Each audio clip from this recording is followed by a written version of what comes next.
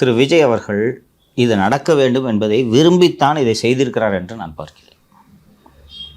இது வரைக்கும் தமிழகத்தில் எந்த பகுதிக்கும் திரு விஜய் அவர்கள் ஷூட்டிங்கு போனது இல்லையா?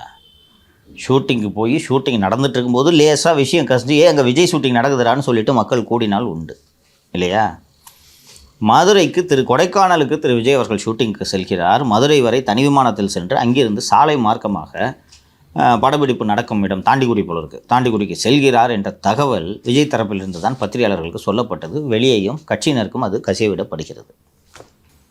ரோட் ஷோ நடத்தணுன்ற எண்ணத்தோடு தான் நீங்கள் இந்த வேனை தூக்கிட்டு போகிறீங்க இல்லைங்களா? ஒன்றும் இல்லை, திரு விஜய் அவர்கள் இன்னொன்று இப்போ ஒய் கேட்டகரிக்கு வந்துட்டார். விஜய் அவர்கள் சத்தம் போடாமல் ஷூட்டிங்கு போகணுன்னா ஒரு நைட்டு 12 மணிக்கு போய் இறங்குற ஒரு ஃப்ளைட்டு ஒன்று, சார்ட்டர்ட் ஃப்ளைட்டு எப்போ இறங்கினா என்ன ஒன்று பிடிச்சி, இல்லை காலையில் 2 மணி 3 மணிக்கு இல்லை 4 மணிக்கு ஏறினா 1 மணி நேரத்தில் கொண்டு போய் 5 மணிக்கு விட்டுற போகிறாங்க. 1.5 மணி நேரத்தில் 5:30 மணிக்கு அந்த காரை எடுத்தாருன்னா 10 நிமிஷத்தில் சேர வேண்டிய இடத்துல கொண்டு போய் மதுரைக்கு கொண்டு போய் விட்டுருவாங்க. ஏர்போர்ட்லேருந்து அந்த கூட்ரோடோ ஏதோ ஒரு ரோட்டில் கொண்டு போய் போலீஸே பாதுகாப்போடு சத்தம் போடாமல் கொண்டு போய் விட்டுருப்பார்கள். இது இந்த மத்திய பாதுகாப்பு படையும் தமிழக போலீஸும் லைசன் பண்ணி இதை பண்ணியிருப்பாங்க. யாருக்கும் தெரியாமல் திரு விஜய் அவர்கள் செல்ல வேண்டும் என்று நினைத்திருந்தார் என்றால் மிக மிக எளிதாக இதை செய்திருக்கலாம்.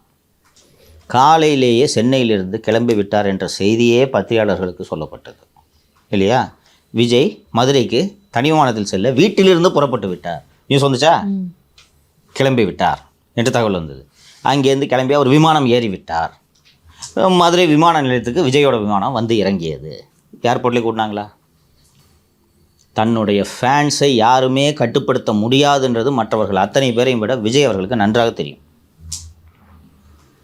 நான் ஷூட்டிங்குக்கு தான் போகிறேன், வராதீங்கன்னா வாங்க வாங்க என்று தான் பொருள். லியோ சொன்னது மாதிரி சத்தம் போடாமல் போக வேண்டியதானே நீங்கள்?